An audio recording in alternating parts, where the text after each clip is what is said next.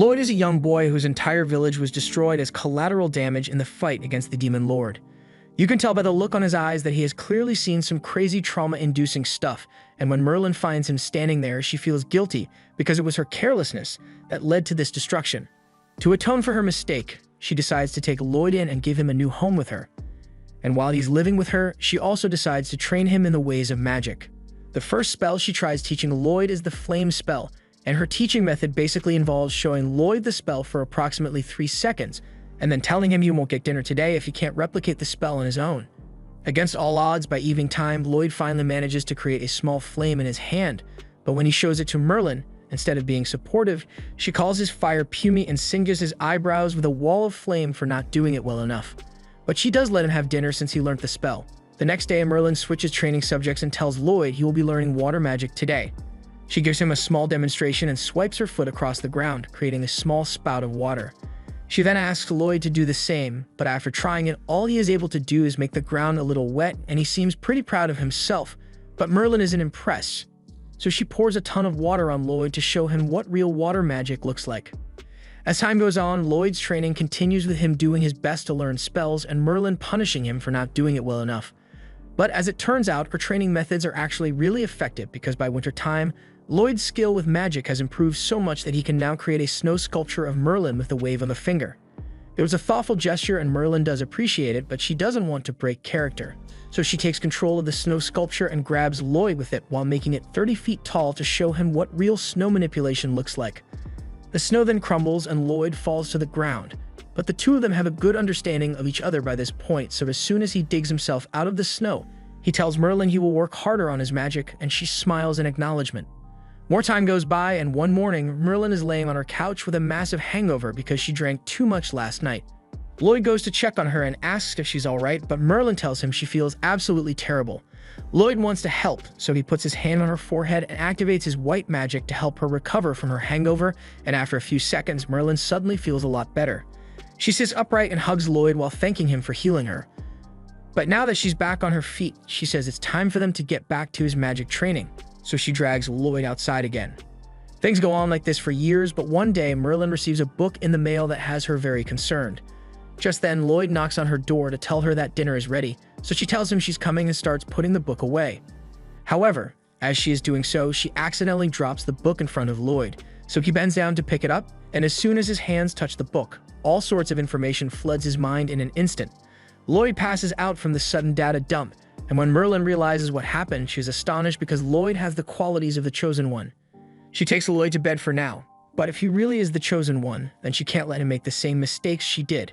She kisses his forehead and there is a faint glow left behind as she places a spell on him because she can't let Lloyd become overconfident in his power like she was. The next day, Lloyd's training continues, and this time Merlin takes him out into the forest so he can practice his white magic. Lloyd uses it on a single fruit to make it grow ripe and juicy, and Merlin praises him for doing a good job, but she also wants to show him that he still has a long way to go, so she puts her hand on the tree and uses white magic to make the entire thing grow lush and green. Later that night, Merlin is helping Lloyd study and explains to him that there are some orcs who can use rare magic to control monsters.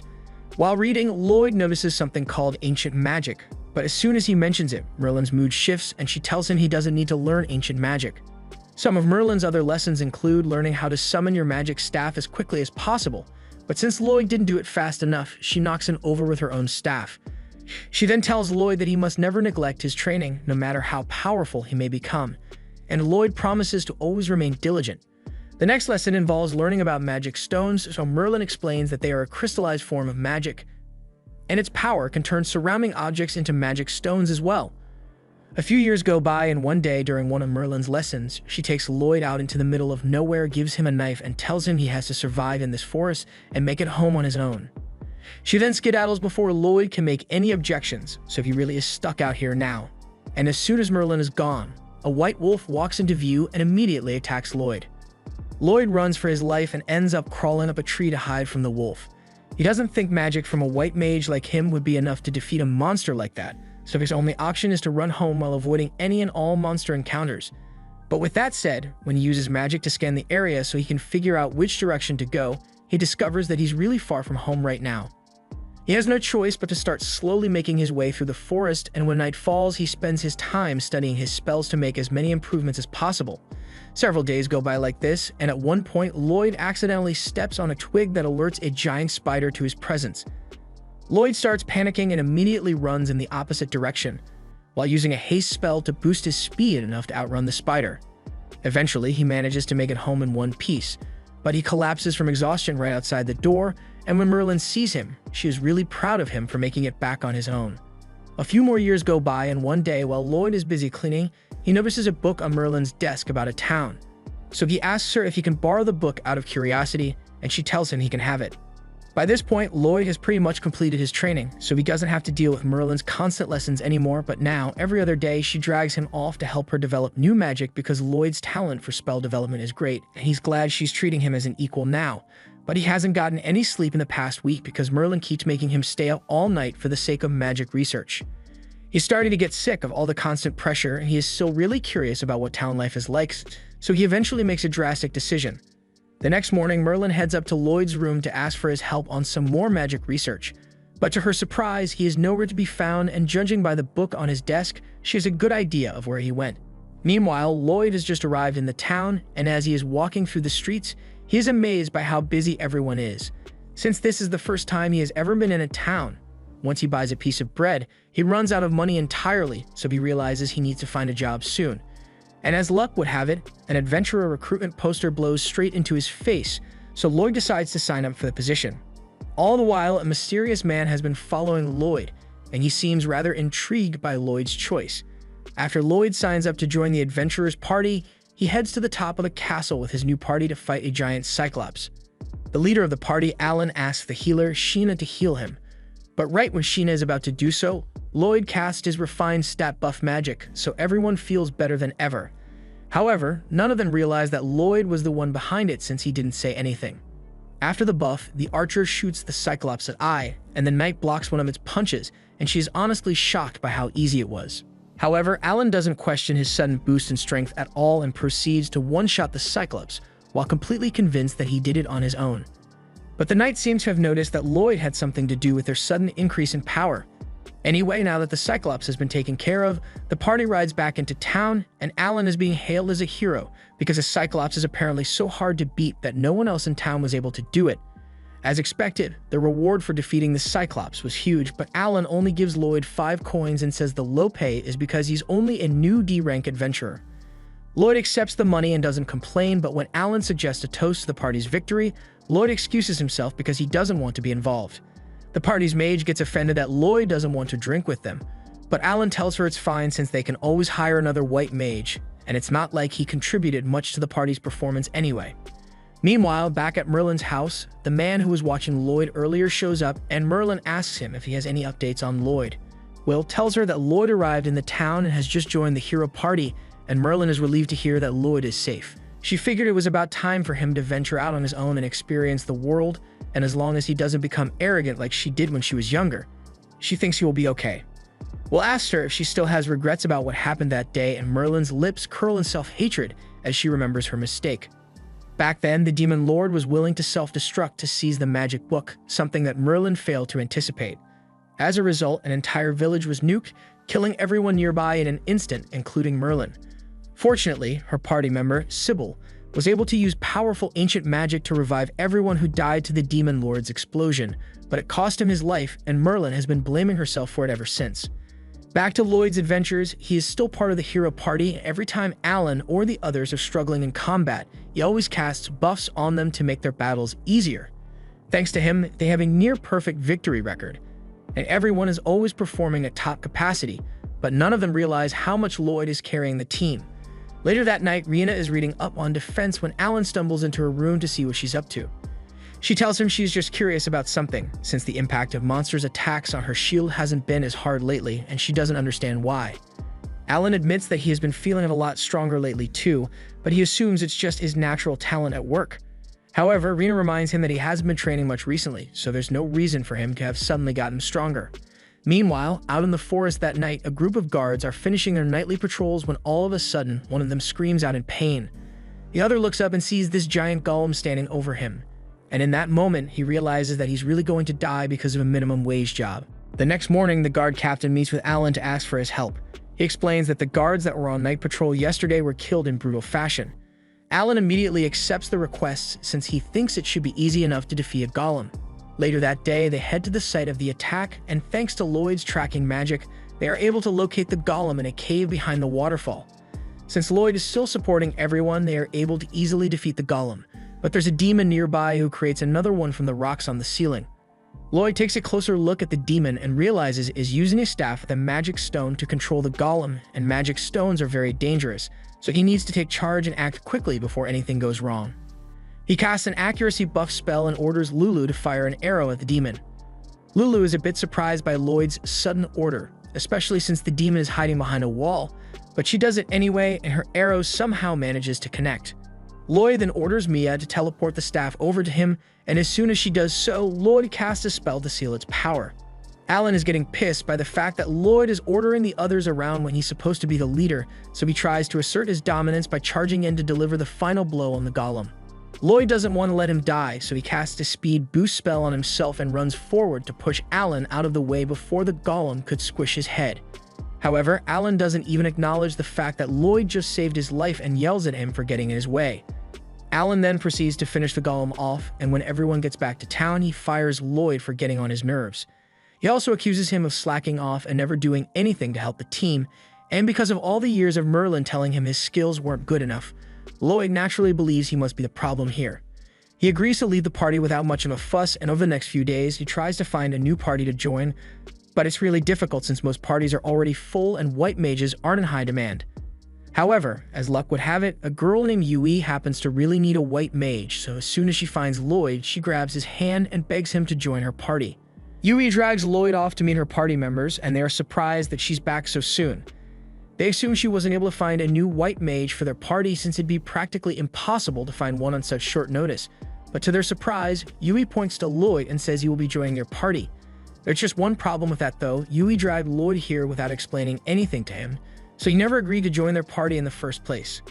The others had a feeling it was too good to be true, so they tell Yui they should just give up on the quest they were supposed to take on since they can't handle it without a white mage, and there's no guarantee that Lloyd would be strong enough to replace Clum in the first place.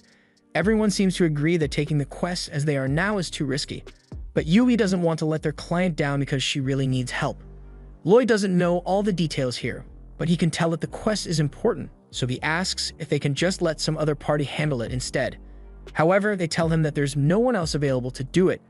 The quest is A-rank difficulty, so only parties that are A-rank and above are allowed to accept the quest, but all the A-rank parties in the capital are already out on other missions, so no one's available.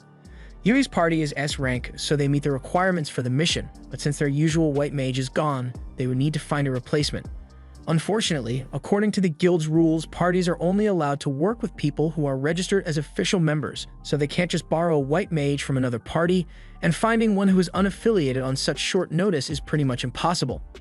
Lloyd would love to help them, but he genuinely thinks he isn't strong enough to be of any help to an S-rank party. However, before he can say anything, Yui asserts that everything will be fine as long as they have Lloyd on their team. They end up taking Lloyd out into a field because they need to assess his abilities before he can join their party, but again, Lloyd never actually agreed to any of this.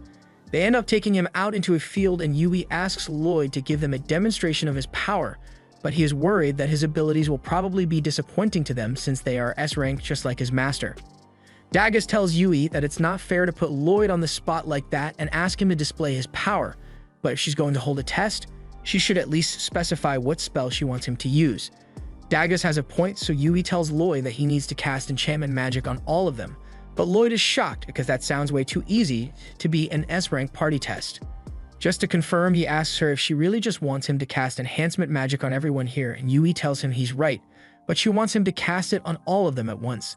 This confuses Lloyd even more because he has cast enhancement magic on multiple targets several times, and it's barely even an inconvenience for him. So how could something like this be a test? At first he thinks there must be some hidden requirement they aren't telling him about, but nope. All they want is for Lloyd to cast enhancement magic on them, and to be honest, they think something like this might be too difficult for him.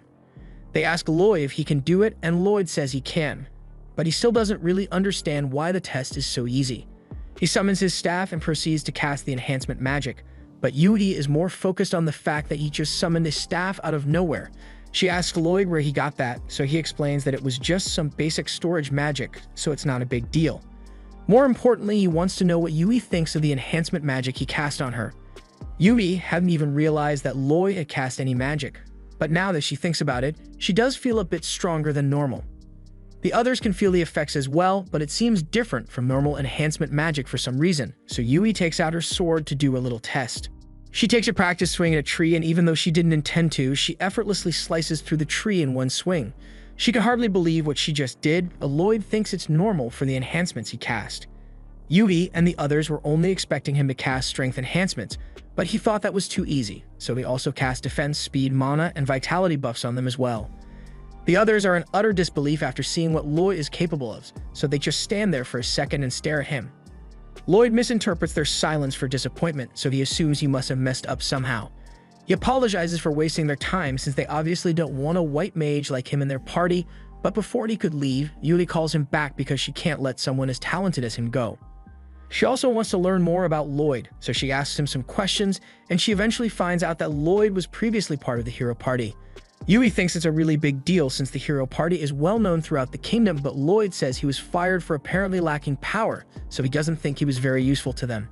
Dagus and the others tell Lloyd that it makes no sense, since they've never seen someone cast so many types of enhancement magic at once before, but Lloyd is convinced that there are bound to be people in this world who are stronger than him. He tells Yui and the others that they'd be better off just getting their former white mage to come back, but that's not really an option for Yui's party because Clum, the party's white mage, has a little sister who's really sick. Up until recently, Clum has been taking care of her sister every day while also adventuring, but has been wearing her down a lot. So much so that she isn't able to focus on the battlefield, which is why she ended up quitting. They all know that Clum only quit because she didn't want to be a liability to them, and they don't want to see her go, but they have to respect her decision. That's why they've been looking for a replacement white mage to take over for her. Normally they'd just do the quest without a white mage, but A-rank quests are particularly difficult to handle without a dedicated healer. Lloyd can tell that everyone cares about Clum a lot and he'd like to help them out if he can, so he asks them what Clum's sister is sick with. Yui doesn't know much about it, but she does know that it's an illness that's turning Clum's sister's body into Magistones. Lloyd remembers reading about Magistones turning other things into Magistones as well, and ever since then, he's been trying to figure out a way to reverse the process, so he thinks he can help. He asks Yui to lead him to Clum's house, and a little while later, they arrive at her house. Clum is surprised to see Yui and a stranger here, but she lets them in so they can chat. Lloyd apologizes ahead of time because what he's about to ask might be rude, but he wants to know every detail about how Clum's sister got sick. Clum doesn't mind filling him in on what happened, so she explains that she and her sister, Sylvie, used to adventure together all the time, but during one particular quest, Sylvie got injured, and she's been unconscious ever since. Yui asks if it was a monster that injured Sylvie, but honestly, Clum has no idea what actually happened because Sylvie had already collapsed by the time she was found. Lloyd asks what symptoms Sylvie is suffering from, but Clum thinks it would be much quicker to just show him what happened instead. She leads Yui and Lloyd to the door to Sylvie's bedroom, but she warns them to brace themselves because they may not be ready for what they are about to witness. As soon as Clum opens the door, Lloyd and Yui are hit with a wave of unpleasant mana, and it's all coming from Sylvie. Clum takes the covers off Sylvie's body and reveals that her arms and feet have already begun to transform. This is the first time Lloyd has actually seen the effect of magic stones on a person, and he is shocked by how bad it actually is. Sylvie's mana has gone out of control for some reason, and it's causing her body to transform bit by bit, so it's only a matter of time before she is entirely consumed by the Magistones. Lloyd asks Clum to let him take a look at Sylvie, since he has something he wants to try, and if his hypothesis is correct, then he might be able to cure Sylvie. Clum finds it hard to believe that Lloyd would be able to cure Clum when all the best healers in the country could do nothing for her. Lloyd tells her that Sylvie's sickness is likely the result of her being pierced by high-purity Magistones. He asks Clum if the cave Sylvie got hurt and had a high mana density, and Clum confirms that he's right. In fact, the quest they were on that day was to gather Magistones from the cave, so that might have something to do with it. Lloyd asks her to show him where Sylvie's wound is, so Clum points at it, and just as Lloyd had expected, a Magistone must have entered Sylvie's body through her wound, and the Magistone's mana is what's transforming her. So far, all of Lloyd's deductions have been correct, so Yui asks Clum to put her faith in him so he can perform the operation to save Sylvie's life. Once everything is ready, Lloyd casts a spell and begins draining mana straight out of Sylvie's body, but absorbing all that dark energy is really taking a toll on him. Sylvie's illness was caused by her mana going berserk after being afflicted by a Magistone, so if Lloyd wants to turn her back to normal, then he needs to remove as much mana as possible from Sylvie's body. But he also needs to make sure he doesn't accidentally kill her from mana depletion, so he plans to heal her while simultaneously draining her mana. He begins casting the spells, but Clum doesn't recognize the heal spell that Lloyd just used, so she asks him if there's anything different about it. Lloyd explains that he needs to do something with all the extra energy he's getting from Sylvie's body, so he's going to use an inferior heal spell to burn it since the version of the heal spell consumes a lot of mana. Yui doesn't know much about white mage lingo, so she asks Clum if what Lloyd is doing is impressive. However, impressive doesn't even begin to describe what Lloyd is doing. He's using a spell that he designed on his own, and he's casting 2 types of magic alone, which is already impressive, but he also has more willpower than any normal person. As Lloyd continues healing, the Magistone transformation on Sylvie's body begins to regress, and by the time Lloyd is done, she has finally returned to normal. That took a lot of effort to pull off, so Lloyd is winded now that he has completed it. Before long, Sylvie finally wakes up, and Clum is brought to tears at the sight of her little sister awake and alert again. Clum thanks Lloyd and Yui for everything they have done for her, but once Sylvie is back to full health, she plans to go adventuring with her again. Yui is disappointed that Clum won't be rejoining her party, but she understands that Clum needs to stick by her sister's side, so she heads down the hall and says goodbye. Lloyd is about to leave as well, but before he goes, Clum calls him back and asks him to take good care of the party for her. Lloyd tells her he isn't even an official party member yet, and he thinks he's still too weak to be useful. Clum has no idea what Lloyd means when he calls himself weak, but she tells him to let his heart make the decision for him. Later that evening, Yui and Lloyd tell all the others about Sylvie being cured, and they all praise Lloyd for his hard work. However, since Clum said she wouldn't be returning, they are going to have to reevaluate their future as a party. Lloyd has come to like everyone here in the short amount of time he has known them, and he can tell that they all genuinely care for their teammates, unlike the hero party.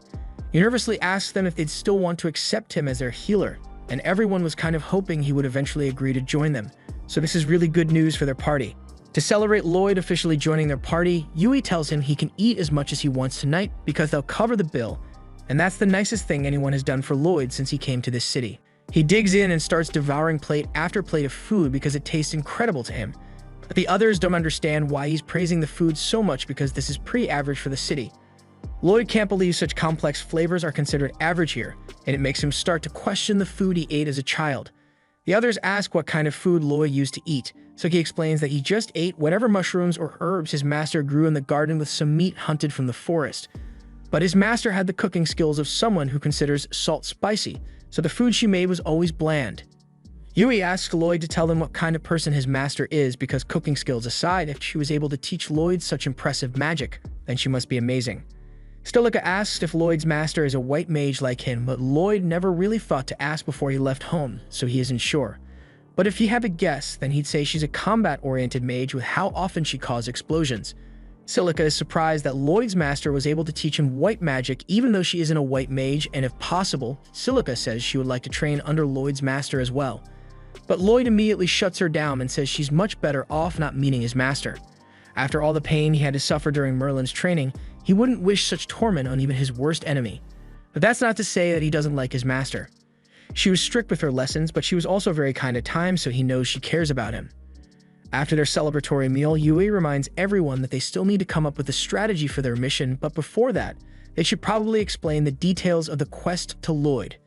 Yui pulls out the quest notice, and Dagus explains that their mission is to take care of a pack of monsters that have been tearing up farms in the area recently. The locals aren't able to drive the monsters away on their own, and apparently there are multiple different species of monsters traveling together, which is pretty much unheard of. With how strange the case is, there's no telling what might happen. But as adventurers, Yui believes it is their job to help the people who are in danger, and Lloyd agrees with her. As for their plan of attack, Yui and Dagus won't be very useful in a fight against a large mob of monsters, so they are going to have to rely on Silica's AoE magic to defeat the beasts. However, casting magic over a large area consumes a lot of mana, so Silica is worried that she won't be able to finish them all off depending on the size of the horde. Yui asks Lloyd if he can use any offensive spells, and Lloyd tells her he knows a few, but he doesn't think the spells of a white mage like him would be as good as those of a combat mage like Silica. Either way, they still need to come up with a battle plan, so Dagus suggests that he and Yui go out in front to draw the monsters' attention, and once the monsters start chasing them, he'll lead them all into one spot so Silica can deal a final blow. As for Cross, his job will be to protect Silica while she casts her spell, and Lloyd will be on healing and support magic duty. Silica is a bit excited to receive support from Lloyd since she knows his buffs are incredibly strong, but Lloyd still doesn't understand why everyone thinks so highly of him. At first, Yui thought Lloyd was just being modest, but now she realizes that he genuinely doesn't understand how strong he is, so she tells him he should be a little more confident in his skills. Lloyd reminds her that he was kicked out of the hero party for lacking power, so he can't be that great, and the group still doesn't understand what kind of idiots would call Lloyd weak, but they fully trust in his abilities, and Lloyd is happy to hear that. Once they are done with the strategy meeting, they all head outside and agree to meet up tomorrow morning so they can begin their mission. They all start walking over to the inn together, but Dagus notices that Lloyd is walking in the opposite direction, so he goes over to ask him where he's going. It's a bit embarrassing, but Lloyd admits that he doesn't have enough money to afford an inn, so he has been sleeping under the bridge since he came to the city. Dagus refuses to let his new friend sleep under a bridge, so he hands Lloyd a bag of coins and tells him to take it.